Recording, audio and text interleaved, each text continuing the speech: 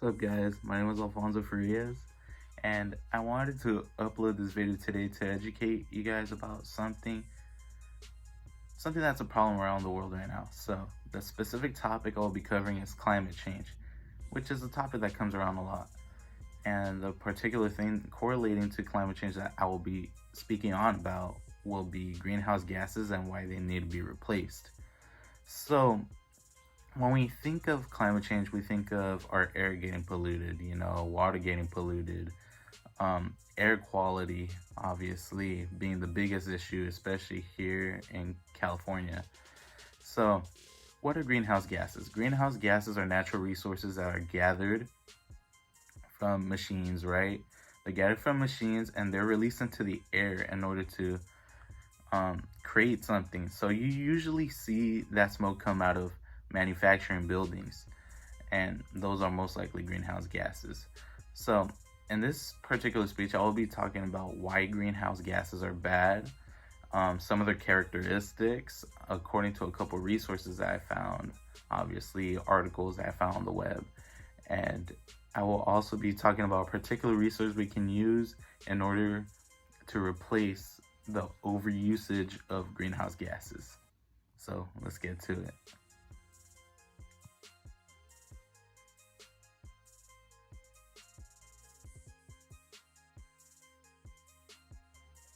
So, why are greenhouse gases bad? According to an article that I found named The Estimation of Livestock Greenhouse Gas for Impact Mitigation, I realized that they are very, very bad, quite honestly. So, greenhouse gases, as I stated before in my intro, they are released into the air, right? Which warms the air up, which is very bad because over the course of our past, we've seen our temperature increase by a degree in like every year, which is pretty wild. Imagine if we keep that up. And I feel like the good majority of reason to this is because the simple fact that greenhouse gases are being overly used due to the fact that they're the cheapest and easiest kind of energy to go ahead and get. So this article also talks about how economic growth is predicted to be in a decline due to greenhouse gases. The reason for this is simply because greenhouse gases, again, they cause extreme temperature, which also correlates to, people not wanting to work, which also leads to less food. And, we don't want to have to deal with that. That's a huge, underside of a downfall due to the simple fact that we can't keep our climate clean. So yeah, like I said before, the heat is released. So we really got to find a different way. We got to find a different kind of energy source to use in order to keep our manufacturing running, to keep our goods developing in a more safely manner.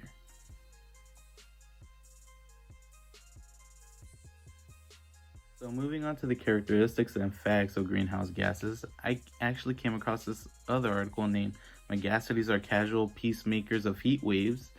And while this article pretty much proved to me and explained the fact that these greenhouse gases are very easily transferred to other states.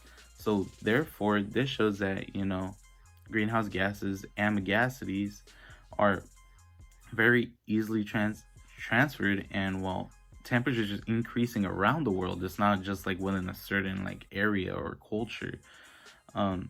So the common reason to why they are super duper transferable is the simple fact that greenhouse gases and megacities travel through heat and moisture. So if we talk about states such as Africa or Ohio, then it'll easily be transferred there.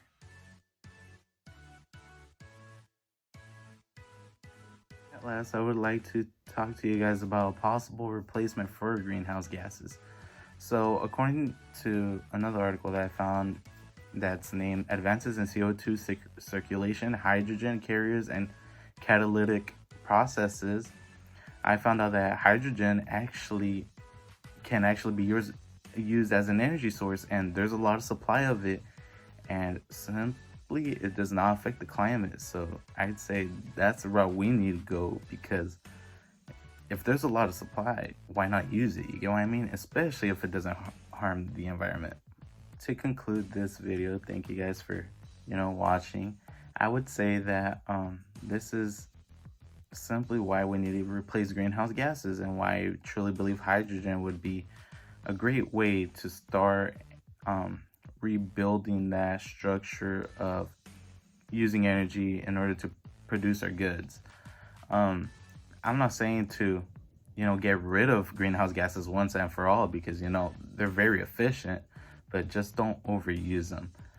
I don't see how the Environmental Protection Agency does not do anything about it, but we can take action. It takes a group effort.